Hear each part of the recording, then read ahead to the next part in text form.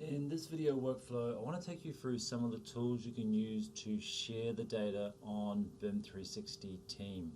So in an earlier video I showed how you can publish the data from your Collaboration for Revit environment.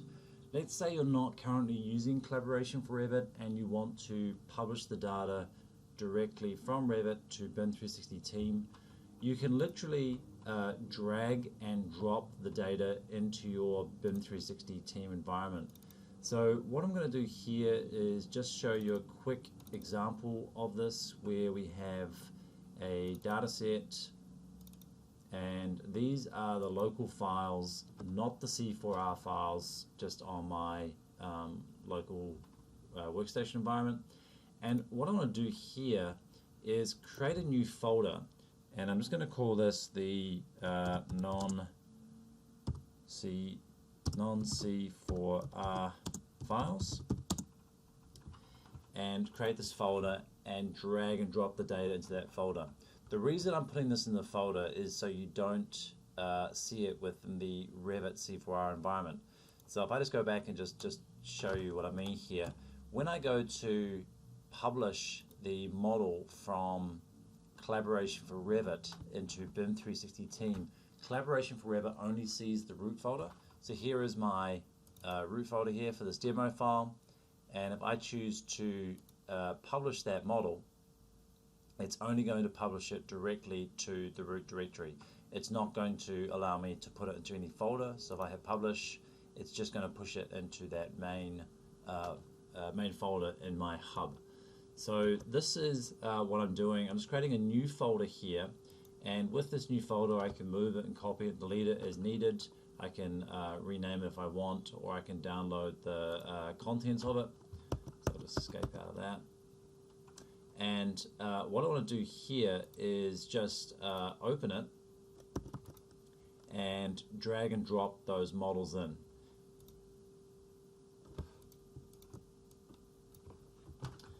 And these will automatically upload.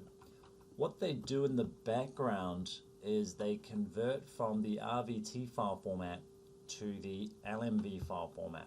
So what the application does is it will read up to 100 different types of files and then convert them into a lightweight viewing file, which is the large model viewer format. So if I just open up, say, this structural model here, and this is the one that's published from Collaboration for Revit, and it's converted from the RVT file into the large model viewer, and this is just processing of my browser here. If it's a AutoCAD file as well, what you'll do is you'll start to see features like the layers, which you can use to turn on and off. So with this one here, I just have one 3D view, no sheet files, but some of the other ones I have sheet files. You'll see them down here in the selection tree. And this one at the moment doesn't have all the information in it, so it's a structural model, and this particular view was set up with a template to hide certain items. But some of the tools you have here, if you're just doing markups, the cloud and arrows and different shapes, I typically like to use the cloud tool. So I can go and use that to do a little selection cloud around there. I can even change the colors and start to write some text.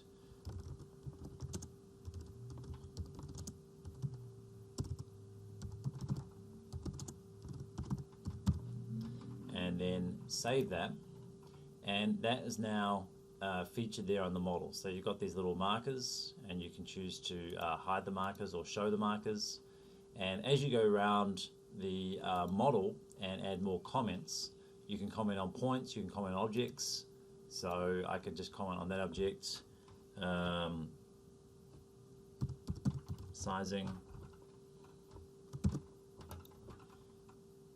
and these will display around the model as 1, 2, 3, and so on. At the moment it has no replies. We also have a little feature over here which tracks the comments. So if you're sharing and collaborating with other users, they can be notified of these comments, and they can add a reply and so on, and that will show inside the feed as well. So that's a really handy tool to start collaborating on the published C4R model. If we just go back to that folder now, and here we have the models. This one's just preparing for viewing. This one's already done. So let's say I'm not using collaboration from Revit, and I just want to benefit from the collaboration inside of BIM 360 team, and I want to share this with some users. You can invite different members to the project here by just inviting and putting in the email. Now, if you want them to be working in the collaboration for Revit environment, they have to have a license, and you've got to make them an editor.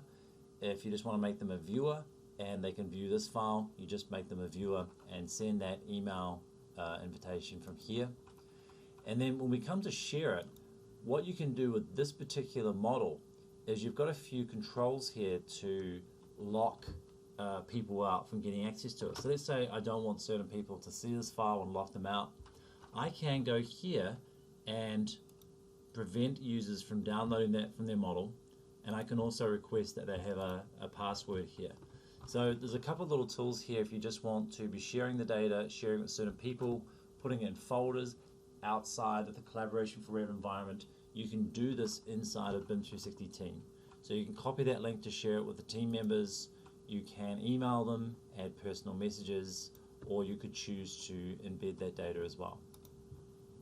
So that's the quick overview of working with the non-collaboration for Revit files inside of BIM 360 team.